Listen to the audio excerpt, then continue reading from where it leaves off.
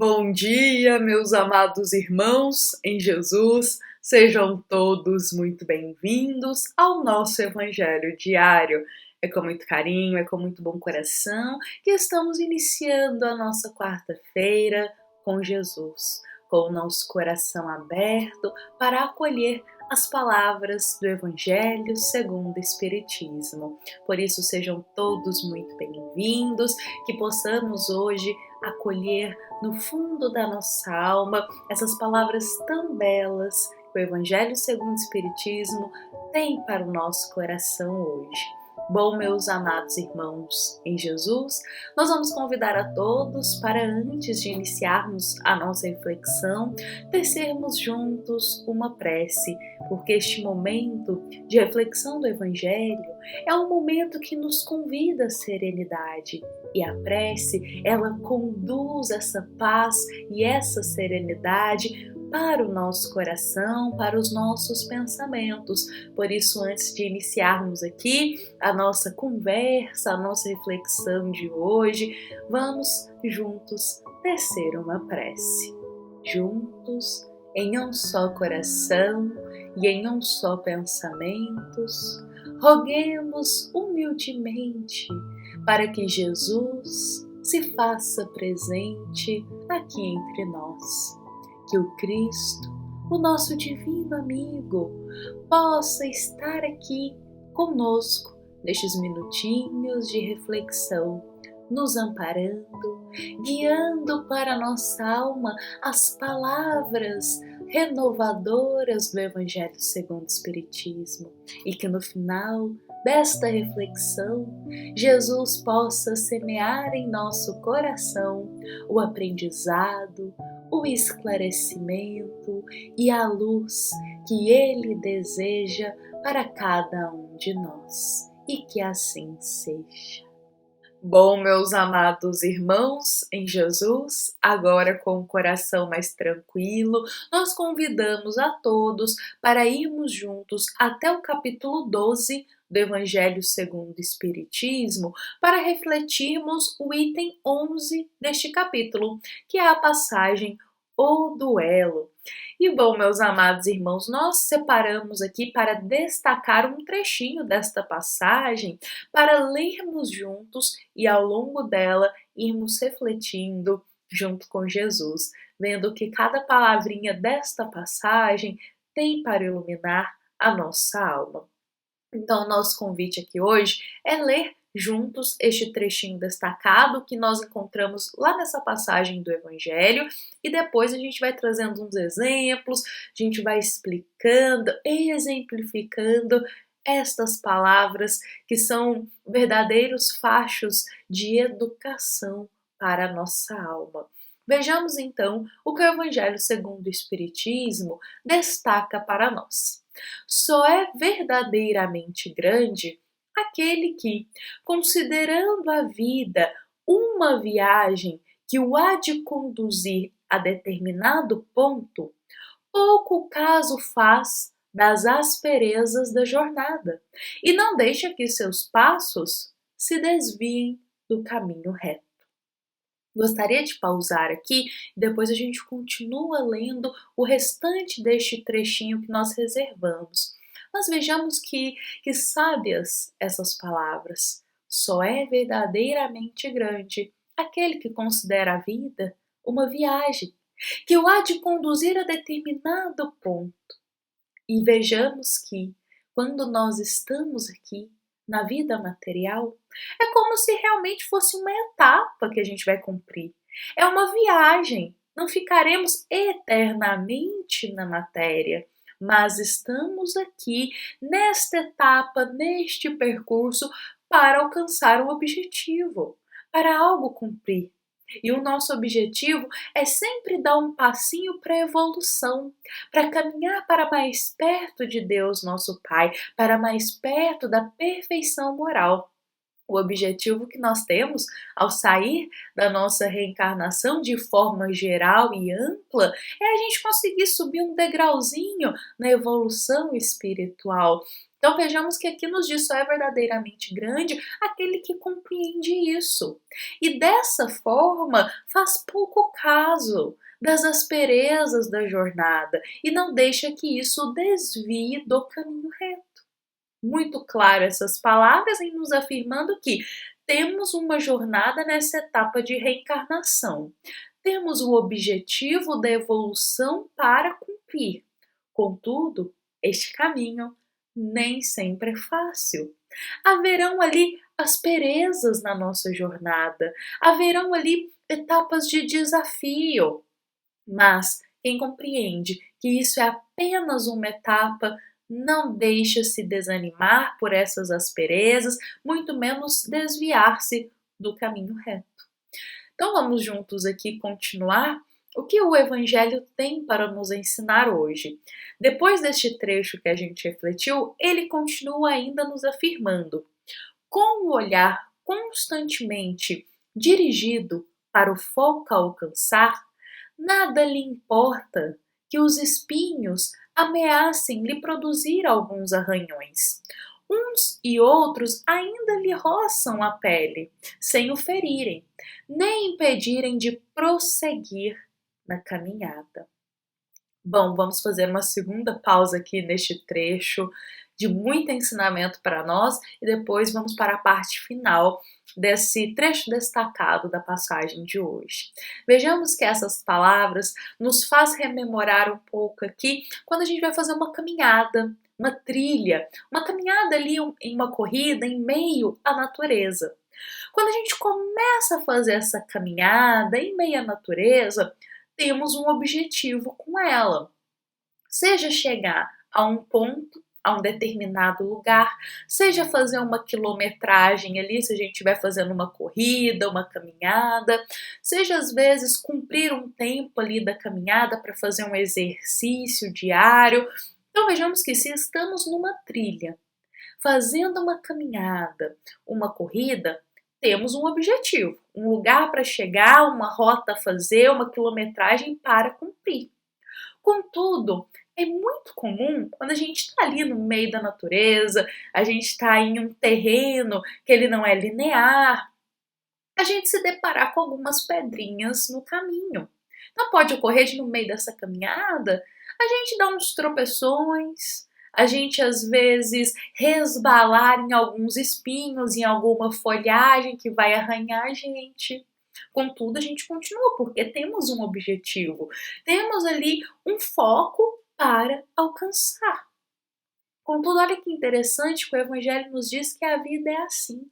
E imaginemos se a gente iniciou a nossa caminhada, se na primeira pedrinha que a gente, um tropeçãozinho de leve ali, a gente desanimasse, a gente se enchesse de raiva, de ira, de cólera e falasse: ah, não vou mais fazer essa caminhada não, vou voltar para trás, vou voltar para casa, não vai dar certo. Imagina se fizéssemos isso. Provavelmente jamais cumpriríamos a rota que temos que cumprir. Jamais chegaríamos no objetivo que é nos aguardado. Porque a cada tropeçãozinho a gente desanimasse, a gente não ia chegar, não ia alcançar, não ia ver o que tem mais à frente. E o Evangelho coloca isso aqui para nós. A vida é como se fosse uma trilha. Haverão espinhos, haverão pedrinhas no meio do caminho. Aqui a gente está colocando como pequenas situações. Não é nem as provas, nem as expiações. Pequenas situações do dia a dia. Igual a gente falou, pedrinhas pequenininhas que a gente dá um tropeçãozinho, sabe, no meio da trilha. Pequenos momentos de desafios. Imagina se a gente desanimasse a cada tropeçãozinho na vida, a cada espinha, a cada momento amargo, às vezes pequenininho que a gente passa. Imaginemos. Provavelmente não conseguiríamos cumprir a nossa jornada de evolução moral, porque a cada tropeçãozinho a gente iria desanimar, a gente não iria querer continuar, iríamos nos encher muitas vezes de sentimentos perniciosos. Mas agora vamos aqui ler a última frase deste item que a gente reservou para a gente trazer aqui no final um exemplo dessas palavras do Evangelho. É nos dito nessa parte final: expor seus dias para se vingar de uma injúria é recuar diante das provações da vida. É sempre um crime aos olhos de Deus. E bom, meus amados irmãos, como estamos aqui falando de pequenas pedrinhas no dia a dia, o Evangelho mesmo já coloca aqui para a gente um exemplo dessas pedrinhas. As injúrias que a gente sofre. Às vezes um xingamento gratuito que a gente leva de alguém, seja na rua, seja às vezes alguém que a gente conhece, sabe, um xingamento gratuito, a pessoa tá nervosa com os problemas pessoais dela, da vida dela, e acaba ali descontando em nós, xingando gratuitamente a gente. São pequenas pedrinhas. Às vezes alguém fala algo amargo pra gente, pedrinhas do dia a dia. Agora pensemos se a gente, a cada momento desse, fosse querer retrucar, fosse querer se vingar. Se a cada momento desse o nosso coração se enchesse de cólera, de ira, e partíssemos para o duelo verbal. Duelo verbal que a gente diz é aquela discussão. Um fala algo que feriu, o outro vai e retruca ali, falando algo mais amargo. Imagina se a gente, a cada coisinha que a gente ouve que machuca os nossos sentimentos, ou seja, que são espinhos no nosso caminho da vida, imaginemos se a gente retrucasse, duelasse verbalmente. Estaríamos indo totalmente na via contrária ao do que Cristo nos ensina. Estaríamos deixando de aplicar a paciência, a indulgência. Estaríamos deixando de viver o amor ao próximo, que é o que Jesus nos ensina. E bom, meus amados irmãos em Jesus, gostaria de trazer aqui para nós um exemplo vivo dessas palavras. Uma historinha bem breve aqui para a gente compreender o que essas palavras do Evangelho podem exemplificar para todos nós. E esta história nós encontramos ela no livro Paulo e Estevão, esta grande obra psicografada pelo nosso querido Chico Xavier e ditada pelo benfeitor espiritual Emmanuel. Eu sempre digo, e isso vem muito nos meus pensamentos, que Paulo e Estevão é uma obra, é como se fosse a prática de muitos ensinos que lemos no Evangelho segundo o Espiritismo. Então, quando a gente vai vendo aqui as histórias de Estevão, de Abigail, de Simão Pedro, lá da Casa do Caminho, quando a gente vai lendo as histórias até mesmo de Saulo, depois ele se torna Paulo, nós vemos como se fosse exemplos vivos, histórias vivas do que o Evangelho segundo o Espiritismo tem para nos ensinar. De cada palavrinha que o Evangelho ressoa em nosso coração de ensinamento, muita gente vê que na prática, nesta obra, Paulo e Estevão. Inclusive, essa nossa passagem de hoje que nós lemos aqui tem um momento vivido por Estevão, junto com Saulo, que nos faz ver o exemplo perfeito dessas palavras do Evangelho.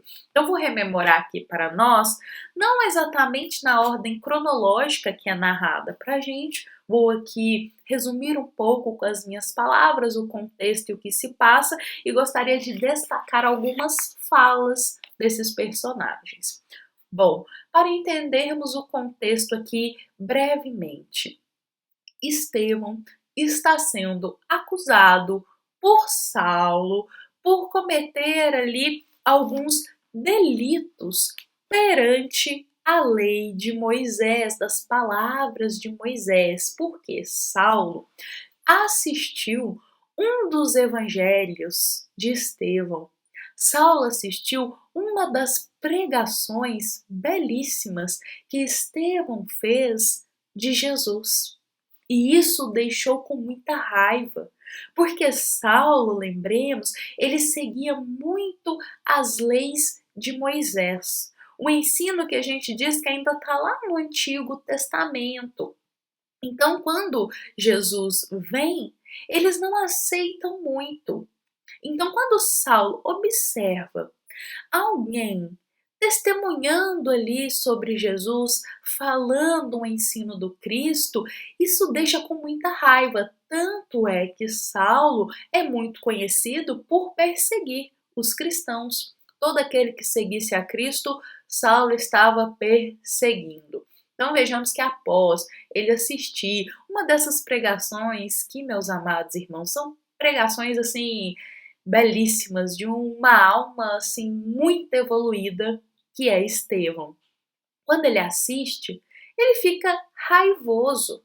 Raivoso porque ele vê primeiro que Estevão, ele está ganhando os corações das pessoas que necessitam da palavra de Jesus.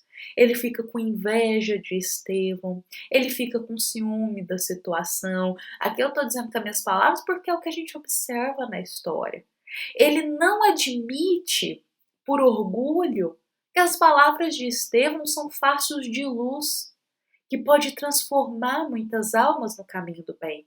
Por orgulho, por inveja, ele não assume isso. Então ele fica com tanta raiva de Estevão que ele chama ele lá para um juizado, vamos dizer assim, para ali um duelo verbal que eu vou colocar aqui, mas era muito comum isso na época, porque o que aconteceu?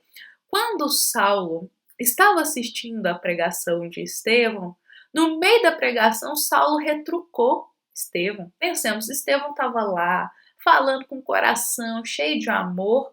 Saulo vai lá e retruca no meio do evangelho de Estevão. Mas vejamos que Estevão responde com muito amor, responde com muito carinho às colocações de Saulo. E isso deixa com mais raiva, porque Saulo ele queria brigar.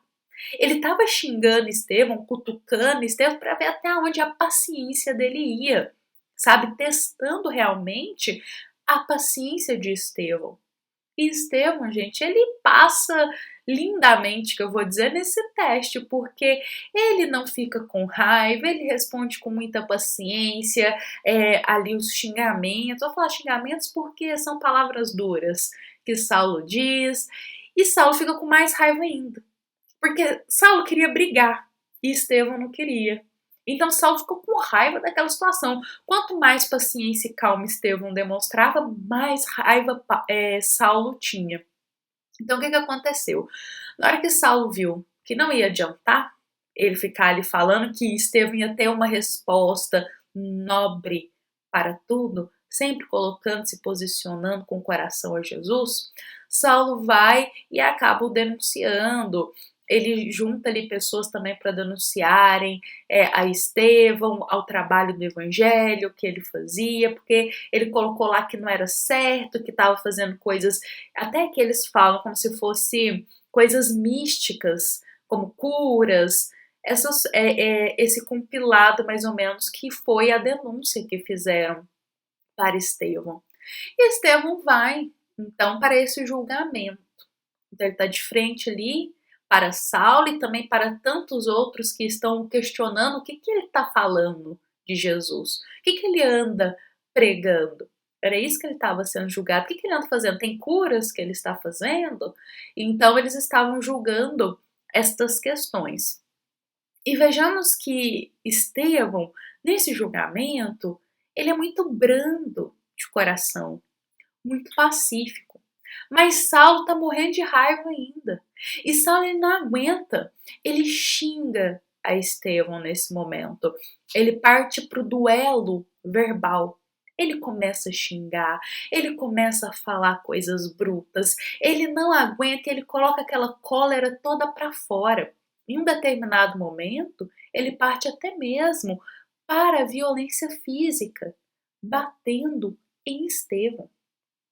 Mas, meus amados irmãos, Estevão se mostra pleno, tranquilo, ele não responde com raiva nada, ele não vai coadunar com esse duelo verbal que Saulo está querendo. E sabe, meus amados irmãos, eu vou colocar um ponto aqui. Quantos de nós aguentaria com resignação esse espinho que Estevão está passando? Porque muitas vezes alguém nos fala uma palavra muito dura, um xingamento, nos fala algo amargo que fere o nosso orgulho, e muitas vezes a gente não aguenta, a gente retruca, a gente abaixa no mesmo nível que aquela pessoa está e partimos para o duelo verbal. Muitos de nós agiriam assim, dessa forma, e já pode ter acontecido da gente ter agido assim na nossa vida. Mas vejamos que exemplo esse o de Estevão, de não cair nesse duelo verbal, de manter tranquilo, serenidade, deixar o outro xingando sozinho, digamos assim, não cair nessa vibração. E vejamos que Saulo, ele começa até a perder a postura, sabe? Começa a cair olhando de fora no ridículo, que usando palavras, questões ali, pontuando coisas que não tem racionalidade nenhuma, não tem razão nenhuma naquelas palavras. Ele está se deixando dominar pela raiva. E eu gostaria de ler aqui para nós, em um desses momentos, a resposta de Estevão, para a gente ver a grandeza de coração e como ele se mantém nobre, mesmo perante esses xingamentos, essas palavras duras que ele está ouvindo. Então Estevão diz: toda precipitação de julgamento demonstra fraqueza. Primeiramente, renunciei à discussão, considerando que se deve eliminar todo o fermento de discórdia. Mas, dia a dia, o Cristo nos convoca para um trabalho novo, e certamente o Mestre me chama hoje a fim de palestrar convosco relativamente às verdades poderosas. Desejai impor-me o ridículo e a zombaria? Isso, porém, deve confortar-me, porque Jesus experimentou esse tratamento em grau superlativo. Que nobreza essas palavras de Estevão, porque ele diz assim: olha, Saulo, você está querendo aqui me expor ridículo, você está zombando de mim, você está me chamando para uma discussão verbal. Mas eu não vou cair nessa, né, no que você está desejando. E ele coloca, sabe por quê? Porque toda precipitação, ela é sinal de fraqueza da alma. E olha que bonito, porque ele diz assim para nós: renunciei à discussão, considerando que se deve eliminar todo o fermento de discórdia. Ou seja, Saulo já estava pegando fogo ali de raiva. Estevão não ia colocar mais combustível naquele fogo, naquela cólera. Então ele renuncia à discussão em silêncio para não colocar mais fermento naquelas palavras que ferem tanto o coração. E eu gostaria aqui de destacar porque, só para a gente entender um pouquinho qual é a situação, Saulo, ele diz algo muito triste, porque ele fala assim para Estevão: não vai reagir, seu covarde? Tua escola também é a da indignidade? Ou seja, ele xinga, Estevão não reage. E ele fica ali cutucando, não vai reagir? Não vai me confrontar? Não vai responder? E muitas vezes a gente passa por umas situações dessas na nossa vida, em xingamentos gratuitos, em situações humilhantes, o outro continua ali nos testando, não vai reagir, não vai responder, não vai me confrontar. E como estamos agindo nessas situações. Eu queria só pontuar uma coisa à frente, que é de outro contexto, mas é um acontecimento logo depois desse, que aí Saulo já vai para cima de outros, lá da casa do caminho, já vai para Simão Pedro, já vai para outros. E é interessante que Saulo, ele fala algo muito triste, sabe? Nesse momento que ele fica ali cutucando, ele diz assim: o mestre do caminho deve ter sido um modelo de inércia e covardia. Ainda não encontrei qualquer indício de dignidade nos seus discípulos, cujas faculdades de reação parecem mortas. O que essas palavras de Saulo significam, meus amados irmãos? Ele diz que Jesus era modelo de inércia, ou seja, de estar parado, sabe? Estagnado. E ele diz isso porque ele não encontrou qualquer ponto de reação em seus discípulos. Olha o xingamento baixo que ele faz e infeliz essas palavras. Porque como Estevão e ali o pessoal que fazia parte do caminho não retrucava, não partia para a violência em exemplo a Jesus, né, ao exemplo de Jesus, Saulo vai e cutuca e diz: o mestre de vocês só ensinou vocês a ficarem na inércia, parados, no ócio, porque vocês não retrucam, não reagem. Olha só ele cutucando. Mas Estevão ele se mostra muito nobre de coração e eu gostaria de ler aqui uma última resposta dele para Saulo, que ele diz assim: a paz se difere da violência, tanto quanto a força do Cristo diverge da vossa. Olha que lindas essas palavras, e é um exemplo vivo para todos nós, realmente da passagem do Evangelho de hoje. Exemplo vivo de como agirmos como cristãos. Se em algum momento a gente já tropeçou, a gente já caiu na raiva, a gente retrucou, a gente não aguentou ali e acabou respondendo, que a partir de hoje a nossa conduta ela possa ser inspirada a mudar. Que a partir de hoje a gente possa dar um passo no caminho diferente. A exemplo de Estevão, que de frente para xingamentos gratuitos, de frente ali para discórdias que ele nem estava fazendo parte, que ele nem estava coadunando com aquilo, ele se mantém calmo, ele se mantém sereno e ele não liga para aquelas palavras de Saulo, que é o que o Evangelho nos diz: só é verdadeiramente grande aquele que considera a vida uma viagem que o há de conduzir a um determinado ponto. E Estevão ele tinha essa certeza. Ele queria pregar o Evangelho e falar de Jesus, com foco na vida com Jesus. Esse era o foco dele. Então, se ele levasse xingamentos, se alguém chegasse e ferisse o orgulho dele, isso pouco importava. O foco dele em Jesus era maior. Então, que hoje a gente possa dar esse passo diferente na nossa vida, acalmar o nosso coração e mudar um pouquinho o nosso olhar perante essas situações que estamos sujeitos a passar aqui na Terra.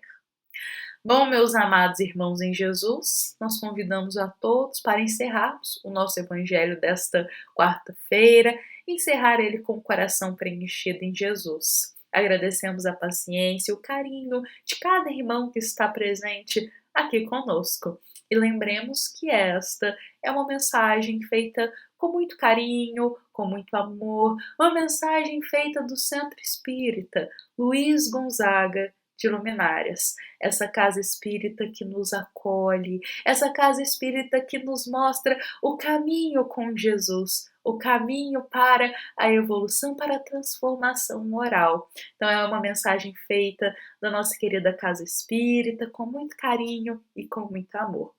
Bom, meus irmãos, fiquemos em paz, fiquemos com Jesus e que assim seja.